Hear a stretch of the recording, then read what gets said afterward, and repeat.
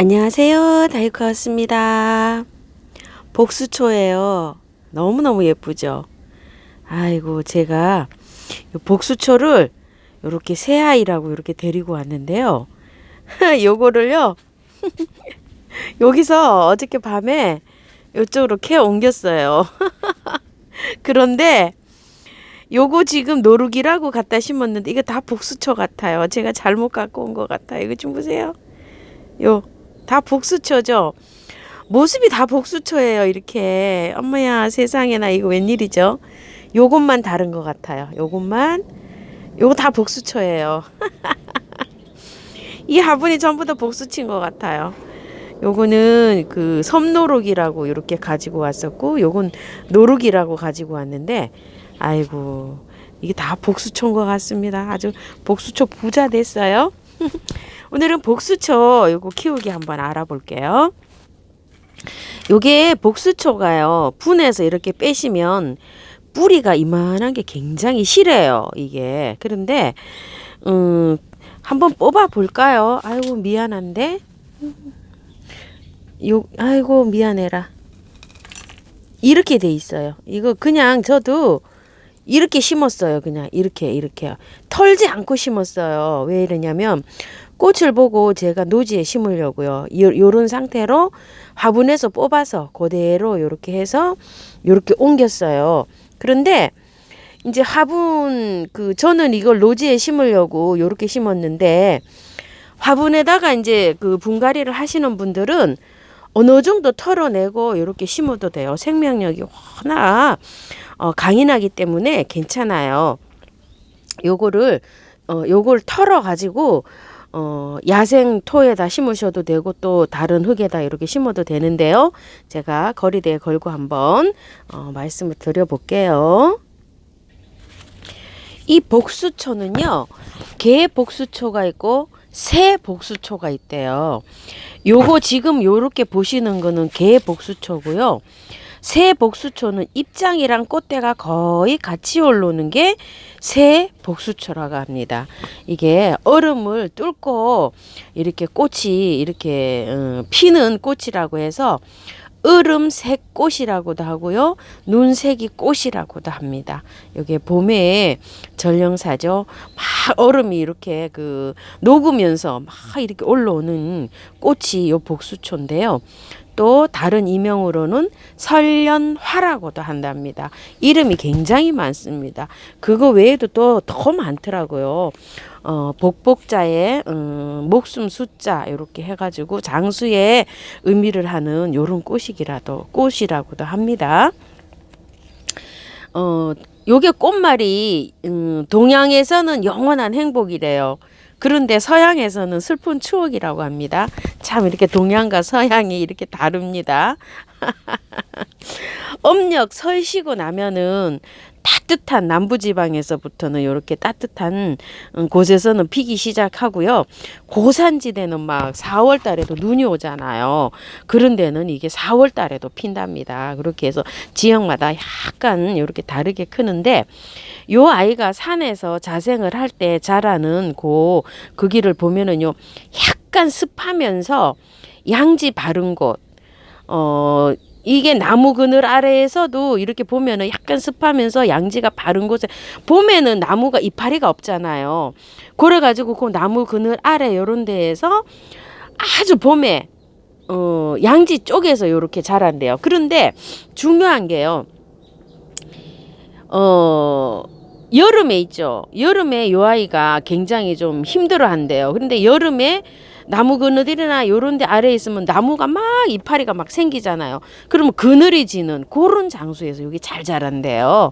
그거를 잘 기억하셔가지고, 그러면 이제 여름에 우리가 이게 마당에 심을 때 있잖아요. 마당에 심을 때는 아주 막 해가 많이 들어오는 땡빛에 요렇게 심는 것보다도 봄에 이렇게 보면 나무 그늘 아래에서 이렇게 자라다가 나무에 잎이 나면 여름에 약간 좀 그늘해지는 장소 있죠.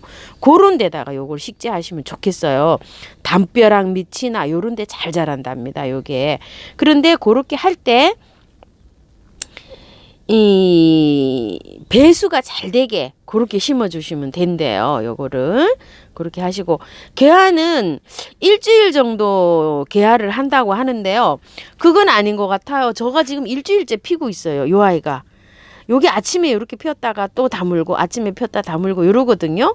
근데 일주일 정도 이렇게 핀다고 하는데 더 필 것 같아요. 제 생각에는. 이게 온도에 따라서 조금 좀 다르겠죠. 그래서 요걸 한번 지켜보도록 할게요.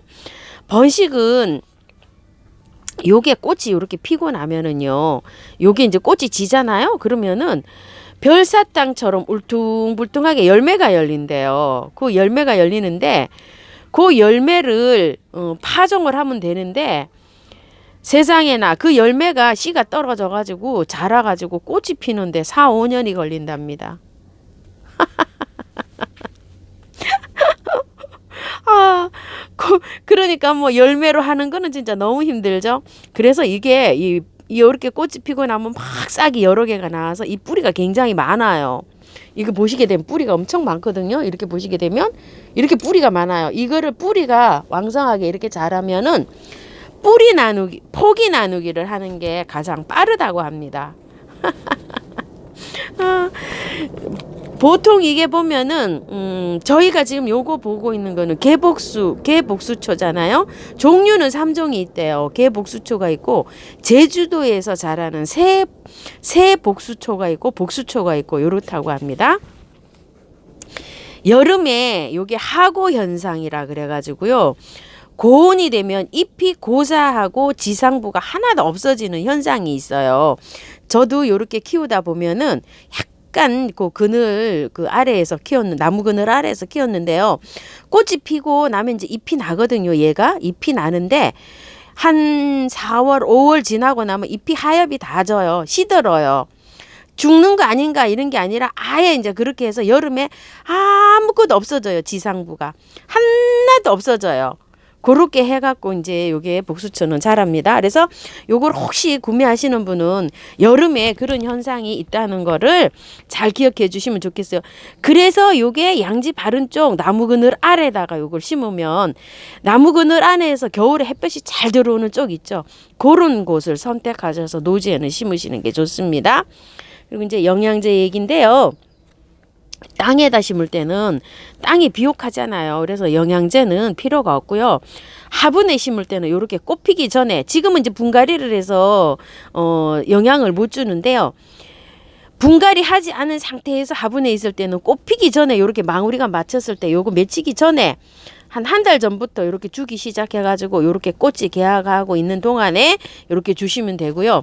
이게 꽃이 지고 나서도 한 번 정도는 주는 게 좋대요. 왜냐면 뿌리 번식을 위해서. 그러면 꽃이 지고 난 다음에 잎이 이렇게 무성하게 잘 자라면서 이게 번식하기 좋게 그렇게 된답니다.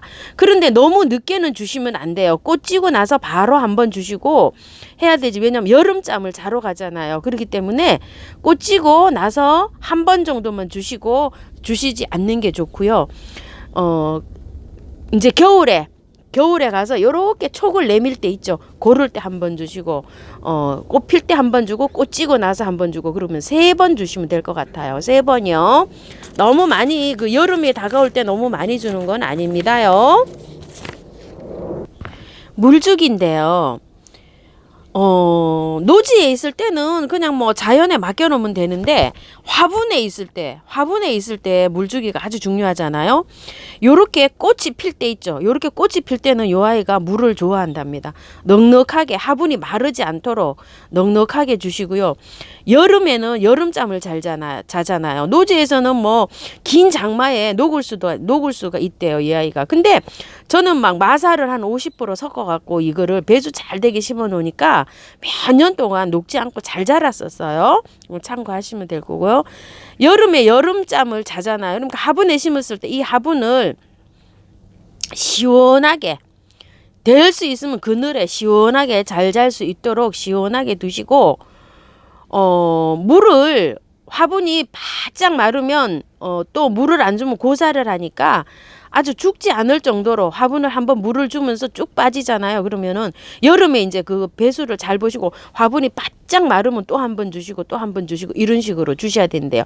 보통 잠을 자는 구근 같은 거는 물을 주지 않잖아요. 근데 요 아이는 물을 계속 이렇게 줘야 된답니다. 물을 바짝 말리면 안 된다는 얘기예요. 그러니까 이제 가정마다 다 다르니까 열흘에 한 번이나 보름에 한 번이나 여기 화분이 수분이 쫙 마르면 한 번씩 이렇게 간수를 하면서 잠을 재워야 된다고 합니다. 분갈이시요. 노지에 심으실 때는 분갈이 할 때 노지에 심으실 때는 될 수 있으면은요 거기에 있는 흙이랑 마사를 한 50대 50으로 이렇게 잘 섞어 갖고 물이 쭉쭉 잘 빠지게 이렇게 해주는 게 여름에 장마가 진다든지 이렇게 할 때 요 아이가 뿌리가 무르지 않게 그렇게 하는 방법이라고 하고요. 화분에 심을 때는 야생화 전문토에 심는 게 좋다고 합니다. 여름에 뿌리 녹음도 방지를 할 수가 있고 그렇다고 하는데요. 그거를 만약에 사용 안 하시는 경우에는 마사에다가 녹소토 있죠. 녹소토를 많이 해서 녹소토에다가 이렇게 심어주시고 요게 뿌리가 길거든요. 뿌리가 기니까 긴 거를 요렇게 해서서 조금 화분이 요거 번식도 잘한답니다. 그러니까 화분을 조금 넓은 화분, 그다음에 깊이가 있는 화분, 뿌리가 길기 때문에 깊이가 있는 화분 그런 거에서 이렇게 가지런히 심어주는 것이 좋다고 합니다요. 그리고 분갈이시 요거 밑에 여기 목대 나오는 거 있죠. 저도 요렇게 조금 요렇게 나오게 요렇게 심었잖아요.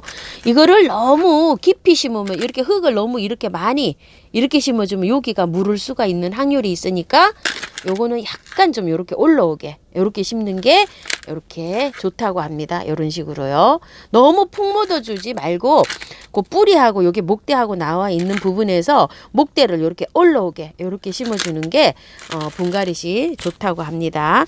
그리고 꽃이 지잖아요. 요게 꽃이 지면은 지금은 이제 계속 피어 있는데 꽃이 지갖고 이제 안 피잖아요. 그럴 때는 요 꽃을 따주는 게 좋다고 합니다. 씨를 받아가지고 5년 있다가 이거 이렇게 하시지 마시고 그거보다는 영양을 뿌리로 가게 해서 이게 폭이 나누게 하는 게 더 빠르답니다. 그러니까 꽃이 다 지고 나면 요 꽃을 따내주는 게 영양소를 덜 뺏긴다고 합니다. 자, 요렇게 해가지고요. 오늘은 요 복수초 키우기 한번 알아봤습니다. 제가 요렇게 해서 복수초 공부를 좀 했습니다. 이렇게 해서 복수초 예쁘게 잘 키우시기 바라겠습니다. 감사합니다. 다이코였습니다.